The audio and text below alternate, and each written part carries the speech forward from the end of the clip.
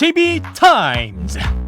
네, 더마과와 함께 시선 집중의 문을 열겠습니다. 어서 오세요. 네, 안녕하세요. 더마과입니다. 정경수님이 며칠 뉴스를 안 봤더니 감이 없어졌네요 라고 올리셨는데요. 어허. 그 잃어버린 감 저희가 찾아드리겠습니다. 예. 오늘도 삐딱선 정신 입각해서 주요 뉴스 챙겨드릴 텐데요. 예. JB타임즈 오늘 주목할 뉴스 바로 들어가시죠.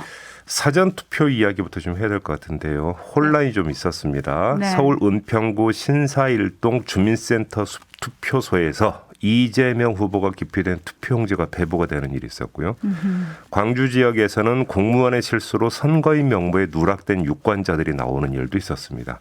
그런데 가장 큰 문제는 확진자와 격리자의 투표지를 투표함에 전달하는 과정에서 봉투, 쇼핑백, 골판지 상자, 플라스틱 바구니, 우체국 종이박스 등등이 등장을 한 일인데요. 기표가 된 투표용지가 플라스틱 바구니에 담긴 사진이 돌기도 했습니다. 네. 있을 수 없는 일이 벌어진 건데 선관위가 어제 입장을 발표를 했어요. 불편을 드려 매우 안타깝고 송구하다면서도 모든 과정에 정당 추천 참관인의 참관을 보장해서 절대 부정의 소지는 없다 이렇게 주장을 했고요. 선관위는 오늘 오전 10시에 긴급위원회를 소집을 한다고 합니다. 네, 도대체 어떻게 이런 일이 있을 수가 있냐? 2022년에 일어난 일이 맞냐? 뭐 여러 가지 질타가 쏟아졌거든요. 선관위 입장을 다시 잘 살피면 불편을 드려서 죄송하다면서도 한마디 더한 게 있어요. 법과 규정을 어긴 건 아니다. 이렇게 주장을 했거든요. 네. 왜 이렇게 주장을 했는지 이걸 좀 살펴볼 필요가 있는데 네. 확진자와 격리자가 투표한 곳은 임시 기표소예요. 본 투표소와 떨어져 있는 곳이죠. 네. 그러니까 본 투표소에서는 이 기표를 한 다음에 바로 본인이 투표함에 이제 투표용지를 넣지 않습니까? 근데 임시 기표소는 본 투표소에서 떨어져 있으니까 기표한 투표용지를 본 투표소에 있는 투표함까지 옮겨야 되는 겁니다. 네. 왜냐하면 법적으로는 투표함을 옮길 수 없도록 되어 있거든요. 하나만 있어야 되니까요. 그렇죠. 네. 그러니까 임시 기표소에서 기표한 투표용지를 본 투표소에 설치된 투표함까지 옮기는 과정과 방법에서 조금 전에 말씀을 드렸던 무슨 쇼핑백이니 골판지 상자니 플라스틱 바구니 이런 것들이 등장을 한 거죠. 네, 네. 하지만 이런 배경이 선관위가 정당하다고 주장할 수 있는 근거는 될 수가 없습니다. 그렇죠. 초등학생도 아는 선거 원칙 가운데 하나가 비밀 투표고 직접 투표잖아요. 그렇죠. 직접 투표라고 하는 게 뭡니까? 내가 기표한 투표용지는 내가 투표함에 넣어야 되는 거 아니겠습니까? 네. 그리고 그래야 비밀이 보장이 되는 거 아니겠습니까? 그런데 기표된 투표용지가 버젓이 노출된 거 아닙니까? 이걸 그렇죠. 법과 규정에 따른 것이라고 과연 주장할 수 있는 겁니까? 예를 들어서 임시기표소에서 본투표소로 이동하는 방법은 선관위의 재량에 달렸다 뭐 이런 식으로 아마 돼 있나 본데 재량도 재량 나름인 거잖아요. 네. 그것이 직접 투표 그러니까 비밀 투표 원칙을 어겼다라고 한다면 이건 말이 안 되는 거잖아요. 그다음에 두 번째 100번 양보해서 그랬다고 칩시다. 지금 투표소마다 다 제각각이었다는 거잖아요. 그러니까. 어디는 봉투, 어디는 쇼핑백, 어디는 골판지 상자. 네. 그러니까 선관위 차원에서 일률적인 지침도 제대로 그러니까 내리지 않았다는 얘기밖에 안 되는 거 아니겠습니까? 네. 통일된 방법이 전혀 마련이 안 됐다라는 거니까 이게 무슨 저작거리 난장도 아니고 어떻게 방법이 제각각일 수 있는 겁니까? 입이 10개라도 선관위는 할 말이 없고요. 그냥 확실하게 책임을 져야 한다. 이거에는 여야가 따로 없는 것 같습니다. 네. 그것도 빨리 책임을 져야 됩니다. 왜 그러냐면 본투표 전에 이 문제는 확실하게 매듭을 짓고 넘어가야 되는 거거든요. 그렇죠. 그렇지 않으면 또 문제가 발생할 수 있는 거니까 오늘 이제 그 긴급 전원위원회가 열린다고 하니까 여기서 확실하게 입장 표명하고 책임질 사람 책임지고 재발 방치에 확실하게 내놓고 그래야 본투표로 넘어갈 수 있다. 네. 이 말씀을 드리겠습니다. 네, 빵꾸쟁이님이 있으면 안 될 일이 생겼습니다 해주셨고 강지연님도 충분히 사전에 예상할 수 있는 상황이었는데 네. 매뉴얼조차 제대로 준비 안 한 선관위에 화가 납니다. 선거는 신뢰가 기본인데 이러면 국민들도 납득하기 어렵죠라고 꼬집어 주셨는데 예. 그래서 오늘 선관위가 회의를 여는데 일단은 확진자용 임시 기표소를 설치하지 않고 일반 유권자 투표 종료 후에 투표소 내에서 투표하는 방안을 유력하게 검토하고 있는 걸로 알려지고 있는데요. 예. 이러면 좀 혼란이 줄어들까요? 줄어들 수 있겠죠. 조금 전에 말씀을 드린 대로 임시 기표소에서 투표용지를 본 투표소로 옮기는 과정에서 문제가 발생했다고 하니까 네. 이렇게 해버리면은 문제는 이제 그 문제의 소지는 많이 없어지는 건데 왜 애당초 이렇게 안 한 거죠? 근데 이제 문제는 사전 투표에서도 조금 문제가 됐었는데 확진자와 격리자 유권자가 일반 유권자들과 줄이 막 엉키는 상황이 생겼다고 하더라고요. 네. 근데 이럴 경우에는 또 확실한 대책이 좀 필요할 것 같고요. 네. 그렇죠? 그러니까 일단 그러니까 개시 시점은 좀 다르지만 네. 아무래도 이제 본투표 그 확진 판정을 받지 않은 분들의 투표가 완전히 끝나기 전일 가능성이 있으니까 약간 겹친다라는 거잖아요. 그러니까요. 그 현장 안내만 조금만 신경을 쓰면 되는 거잖아요. 네, 사실. 네. 근데 그것도 조금 매뉴얼을 네. 제대로 좀 점검하셔야 되지 않을까라는 생각이 들고요. 사전 투표 얘기가 나온 김에 사전 투표율도 좀 분석을 해야 할 것 같은데요. 36.93%가 나왔습니다. 네. 이전 21대 총선 사전 투표율이 26.69%였거든요. 이거보다 무려 10.24%포인트가 높은 거니까 네. 엄청 높은 거죠. 높죠. 네. 그만큼 열기가 높았다고 봐야 하는 건데 이 열기의 정체를 놓고 민주당과 국민의힘이 제각각 아전 인수 해석을 지금 내놓고 있는 거 아니겠습니까? 서로 우리한테 유리하다. 네, 이건 잠시 후 인터뷰에서 직접 들어보도록 하고요. 네. 여기서 딱 하나만 좀 짚어보겠는데 이번에 호남 지역 사전 투표율이 다른 지역보다 높았다. 이 점을 강조하는 사람들이 많더라고요. 네. 근데 제가 볼 때 이건 특이 현상이 아니에요. 아닙니까? 예를 들어서 이전 2017년 19대 대선 때하고 비교를 해보면 19대 대선 때 사전 투표 상위 4개 지역이 세종, 전남, 광주, 전북이었어요. 근데 이번에는 전남, 전북, 광주, 세종 순이거든요. 그러니까 그 상위 4개 지역이 19대 대선 때나 이번 20대 대선 때나 똑같아요. 네, 단지 수치는 조금 달라졌군요. 그렇죠. 그렇기 때문에 지역적 특성이 이전과 다르게 지금 작동을 했다고 볼 여지는 없어요. 아하. 주목할 점은 지역이 아니라 수치인데 네. 지역은 똑같은데 사전 투표율 수치가 15%포인트 이상 올라갔거든요. 네. 이게 뭘 뜻하는 걸까? 요걸 좀 해석을 해야 되는 거죠. 왜 그런 거죠? 어떤 사람들은 지지할 후보가 정해졌기 때문에 사전 투표율이 높다라는 식의 분석을 하던데 이건 좀 말이 안 되는 게 19대 대선과 지금 대선을 비교하면 오히려 사전 투표를 할 시점에서 지지 후보가 결정됐을 가능성이 19대 대선이 더 높았다고 봐야 되는 거 아니겠습니까? 지금 말 그대로 혼전 중에 혼전이니까. 네. 그러니까 이 분석은 제가 볼 때는 성립이 안 되는 분석이고요. 그래서 또 다른 사람들은 코로나 때문 아니야 이렇게 분석하는데 이것도 네. 말이 안 되는 게 안 돼요? 코로나라고 하는 게 뭐냐면 본투표 때 아무래도 사람들이 많이 몰려서 혹시 코로나 걱정이 돼서 사전투표로 이제 돌았다 이렇게 보는 건데 사전투표를 위한 그 긴 줄 있지 않습니까? 네. 이거를 무릅쓰면서 지금 사전투표를 했다는 이야기잖아요. 이게 코로나가 걱정이 돼서 지금 나타났던 투표 행태라고 봐야 될까요? 저는 그렇게 보기 힘들다고 보고요. 그럼 무엇 때문이란 말씀이실까요? 그러면 뭐가 될까요? 남는 건 하나밖에 없는 것 같은데 결집인 거죠. 결집이죠. 네. 근데 그 결집이 어느 방향으로 할지 이것도 제가 결론을 내리지는 않고 네. 2부, 3부 인터뷰로 돌리도록 하겠습니다. 네, 좀 시선 집중 계속해 주시고요. 예. JB타임스 다음 주목할 뉴스 넘어갈 텐데요. 네. 오늘 이 뉴스 안 다루냐 지금 엄청 많은 촌철님들이 궁금해하고 계신데요. 네. 다룹니다, 여러분. 오디오 먼저 들어보시죠.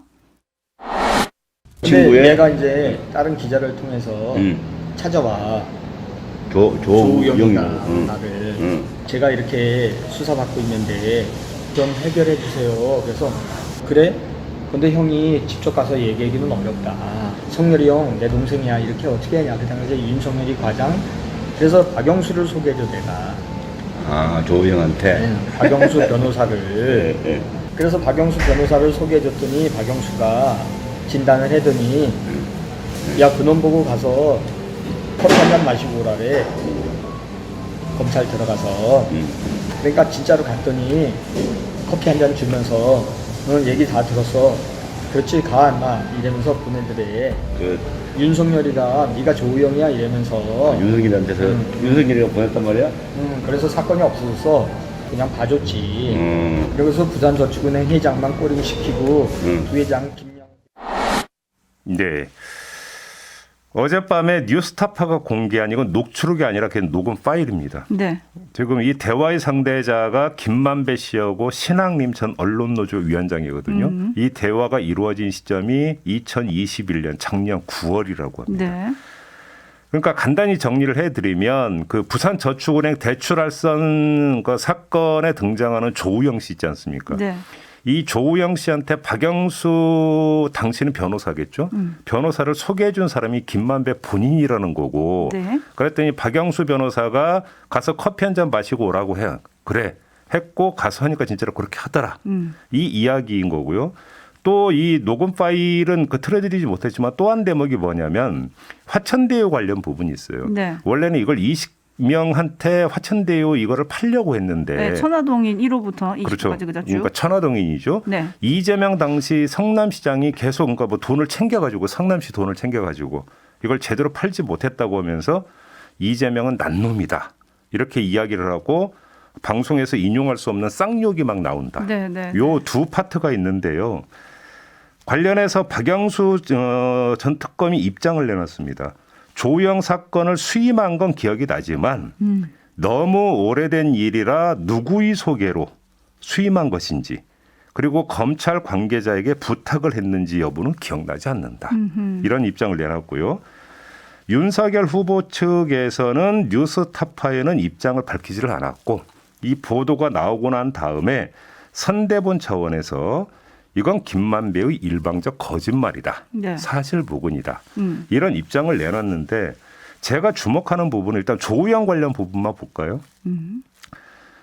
자, 이건 작년 9월에 김만배가 신학림 전 언론노조 위원장한테 직접 이야기를 한 거예요. 네. 그리고 그 전에 JTBC 보도가 있었습니다. 남욱 변호사가 김만배와 조우영을 대법원 주차장에서 만난 적이 있는데 그렇죠. 이때 김만배가 조우영에게 가서 커피 한 잔 마시고 와라. 이렇게 이야기를 하더라라는 목격담을 그러니까 이야기를 했고 이게 JTBC 보도를 탄 적이 있었습니다. 네네. 이 발언의 당사자는 남욱이었습니다. 네. 그다음에 JTBC가 또 후속 보도를 내놓았던 게 조우영 어떤 친인척들이 조우영으로부터 들은 이야기도 비슷하다라고 하는 또 후속 보도를 내놓은 적이 있습니다. 네. 다시 말해서 김만배, 남욱, 조우영 친인척 발설자가 다 다릅니다. 네. 다 다른데 공통 분모가 있다는 것이죠. 그럼 이거를 어떻게 이해를 해야 되냐라는 거죠. 네. 그런 점에서 이것이 한 사람에 의해서 그냥 그 이야기가 되는 것이라고 한다면 그 사람의 의도성이라든지 이런 것들을 의심해 볼 수 있지만 여러 사람에서 교차되고 있는데 교차되는 지점에서 공통 분모 교집합이 형성이 되고 있다라는 점. 네. 이걸 좀 주목할 필요가 있겠다. 하지만 국민의힘에서는 명백한 허위다. 그리고 녹취록을 입수한 지가 언젠데 왜 이제 보도하냐. 의도가 있다. 뭐 이렇게 얘기를 하던데요. 그러니까 2022호 녹음 파일 같은 경우는 작년 9월에 녹음이 이루어졌는데 왜 이제 보도가 됐느냐. 이거는 그러니까 그 뉴스타파나 신학림 전 언론노조 위원장이 밝혀야 될 내용이겠죠. 네. 그래서 뭐 고민의 과정이 있었을 수도 있겠고 그건 제가 알 바가 없습니다. 네. 다만 중요한 것은 사실관계잖아요. 그다음에 제기된 의혹에 있어서의 합리성 그리고 신빙성이 어느 정도 있느냐. 저희는 이것만 재야 되는 거 아니겠습니까? 네. 그런 점에서 교차되고 있다는 점을 좀 중시할 필요가 있다는 거죠. 네. 4대 드렐님이 선거 후 특검 동의 못한 이유가 이것 때문인가요? 라고 물음표 보내주셨고요. 네. 7892님이 어제 그래서 언론노조 가만 안 둔다고 했나요? 질의서 들어갔을 거 아니에요? 라고 하셨고요. 최희수님은 그러고는 김만배를 모른다고요? 라고 해주셨는데 이것도 윤석열 후보의 그다음에 정확한 답이 하나만 더 필요할 것 같아요. 말씀을 드리면 지금 녹음 파일에 나오잖아요. 그래서 박영수를 그러니까 소개해 주었더니 박영수가 김만배 이야기잖아요. 네. 본인에게 가서 커피 한 잔 마시고 오라 그래라고 얘기했다는 거잖아요. 네. 그리고 나서 남욱의 어떤 지금 목격담에 대하면 주차장에서 만났는데 김만배가 조우영한테 가면 커피 줄 테니까 커피 마시고 오면 돼라고 이야기한다라는 거잖아요. 네. 연결이 되잖아요 지금. 네네. 박영수는 김만배에게 그냥 커피 한 잔 마시고 오라 그래라고 이야기했다라는 거고 김만배는 조우영한테 가면 커피 줄 테니까 커피 마시고 오면 돼라고 이야기했다는 연결이 되지 않습니까? 그렇죠. 이 점도 함께 봐야 되는 것이죠. 네. 그리고 이전에 나왔던 녹취록과는 조금 다르게 볼 부분이 있다. 지금 이 부분을 꼬집어 주신 거잖아요. 네. 이 부분에 대해서 국민의힘이 어떤 입장을 내놓을지는 저희가 잠시 후 3부에서 김재원 최고위원에게 또 물어봐야 할 것 같습니다. 네네. 네. 자 이렇게 하고요. 지금 또 산불이 지금 완전 진화가 되지 않고 있는데요. 지금 산불 상황을 좀 알아봐야 될 것 같습니다. 그래서 산림청을 좀 연결을 하려고 하는데요. 지금 혹시 연결돼 있습니까? 아직 연결이 안 됐다고 하고요. 예, 지금 네. 야속하게도 강풍을 타고 계속 도깨비처럼 여기서 번지고 저기서 번지고 이래가지고 조금 논란이 되고 있는데요. 예. 연결되기 전까지 저희가 댓글을 좀 소개를 해드리겠습니다. 예, 잠깐만 연결이 됐나 본데요. 아, 그래요? 네, 지금 네. 바로 연결을 하도록 하겠습니다. 산림청의 정철호 대변인 전화로 만나보겠습니다. 나와 계시죠? 네, 정철호입니다. 예, 연일 수고가 많으시고요, 대변인님. 네, 네. 지금 현재 상황은 어때요? 어제 저희가 좀 주부를 잡아보려고 이제 어쨌든 국방부, 소방 다 동원해서 헬기를 최대한 동원했습니다만은 어제 주부를 잡는 데 실패를 했습니다. 그리고 예. 현재도 보니까 이제 전국 4군데에서 아직까지 좀 불이 타고 있어요. 그러니까 울진 삼척을 비롯해서 강릉, 동해, 또 강원도 영월, 대구, 달성 이렇게 4군데 지역에서 지금 아직까지 산불이 꺼지지 않고 있습니다. 지금 바람 상태는 어때요, 지금 현재?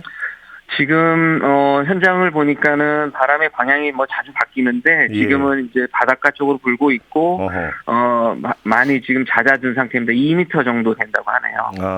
소속. 네. 바람 세기는 좀 약간 이제 누그러졌다는 말씀이신 거죠? 예, 그렇습니다. 네. 예, 그럼에도 불구하고 참 이게 어려운 문제인데 일단 지금 네. 가장 이 산불이 발생할 때 가장 큰 걱정이 원전하고 LNG 그 기지였었잖아요. 여기는 지금 방어가 네네네. 충분히 되고 있는 상황으로 이해를 해도 되는 겁니까? 예, 그렇습니다. 여기는 이제 첫날 그쪽 방향으로 그 바람이 불면서 굉장히 위험했었는데 네. 그러다 보니까는 이제 첫날 이쪽 지역에다가 헬기 등을 집중 배치를 해서 불은 잘 껐습니다. 그래서 현재는 뭐 별 문제 없이 가동 중에 있습니다. 아이고, 그나마 다행인 거고요. 네네네. 네. 지금까지 지금 그 피해 면적이 어느 정도 되는 거예요? 지금 가장 피해가 심한 지역이 경북 울진 지역이고요. 예. 이쪽은 지금 한 12,000헥타. 그래서 축구장 면적으로 따지면 한 17,000개 이상의 엄청난 피해가 지금 나고 있고요. 예. 두 번째로 이제 그 강릉 옥계에서 번진 물이 이제 동해시까지 확산이 됐는데 이 지역은 한 700헥타 정도. 네, 축구장으로 따지면 한 1,000개 정도의 면적이 지금 피해를 입고 있습니다. 예. 지금 일각에서 물이 아니라 뭔가 이 폼 소화 약제를 사용해서 이거 진화해야 되는 거 아니냐 이런 이야기가 나오는데 이거 무슨 이야기입니까? 요거 폼소화 약제는 이제 소방 쪽에서 기름이나 이런 어떤 불이 났을 때 쓰는 약제인데요. 예. 요런 약제는 이제 산 속에서는 좀 효과가 좀 떨어지고 이제 어떤 시설물을 보호한다거나 어떤 일정한 구역에 산불이 번지지 못하도록 방어막을 치는 데는 일부 효과가 있을 것 같아서 예. 사용을 검토하고 있습니다. 예, 이게 지금 금요일에 발생해서 오늘 지금 4일째잖아요. 4일째입니다. 네. 지금 뭐 낮밤을 가리지 않고 진화 작업을 계속하고 있는데 현장에 계신 분들이 지금 뭐 거의 엄청나게 힘드실 것 같은데 그분들은 지금 어떻게 지원을 하고 있습니까? 그래서 이제 현장에 계신 분들은 지금 뭐 헬기로 또 하시는 분들도 나름대로 고생하시고 현장에서 또 육상으로 지상으로 가서 또 진화하시는 분들이 계신데 네, 네. 어쨌든 낮에 또 진화하셨던 분들은 밤에 조금 교대하실 수 있도록 하고 어쨌든 피로도를 낮추기 위해서 노력은 하고 있는데 이게 조금 길어지면 그 피로도가 많이 또 누적될 것 같습니다. 그러니까요. 그러니까 네네. 그분들 안전도 잘 챙기고 있는 거죠. 물론 안전이 제일 우선입니다. 예. 혹시 근데 이 산불 지금 발생 원인은 좀 파악이 된 게 있습니까? 일단 방화는 먼저 그 구속이 됐다는 소식은 들었고요. 예. 그래서 강원 동해 옥계에서 발생한 산불은 이제 어제 구속이 됐고요. 예. 그다음에 울진에서 난 산불은 CCTV까지 이제 공개가 됐는데 저희가 1차 이제 현장 조사는 했지만 아직까지 어떤 증거를 명확하게 찾지를 못해서 네. 이제 원인을 특정하지는 못하고 있는데 좀 정밀 감식을 추가로 더 할 예정이고 또 필요하면 경찰의 도움도 받으려고 하고 그러면 있습니다. 지금 일부 보도 나온 것처럼 뭐 담뱃불로 인한 실화 아니냐 이것은 아직은 추정에 불과한 거죠? 그거는 추정입니다. 그렇게 되는 거고요. 알겠습니다. 네네네. 오늘 지금 진화 계획은 어떻게 되는 겁니까? 어제도 헬기를 한 90여 대 동원을 했는데 예. 오늘도 최대한 이제 89대 지금 동원을 해서 산불을 끌 계획으로 있고요. 네. 어쨌든 뭐 이게 산불이 길어지면 네. 또 피해가 또 엄청나게 또 많이 날 거기 때문에 오늘 어떤 최대한 좀 주부를 잡아보려고 노력을 하겠습니다. 이 산불 지금 발생 지역에 오늘 내일 비 소식은 없죠? 없습니다. 지금 한 아유, 일주일 정도 참. 아직 비 소식이 없어서 그러니까요. 지금 저희도 속이 다 타들어가고 있습니다. 이럴 때 좀 하늘이 좀 도와주면 좋을 텐데. 정말 그러게 답답하네요. 말입니다. 네, 네, 알겠습니다. 말씀 잘 들었고 조금만 더 고생해 주세요. 네, 감사합니다. 예, 지금까지 산림청 정철호 대변인과 함께했는데요. 자, 빨리 좀 진화가 됐으면 좋겠습니다. 네, 스스로님이 전국에 비 좀 내려주세요 하나님이라고 보내주셨는데 정말 모두가 이런 간절한 마음인 것 같아요. 알겠습니다. 자, 오늘은 산불 소식으로 JB타임즈 마무리할게요. 더마카 수고하셨습니다. 고맙습니다.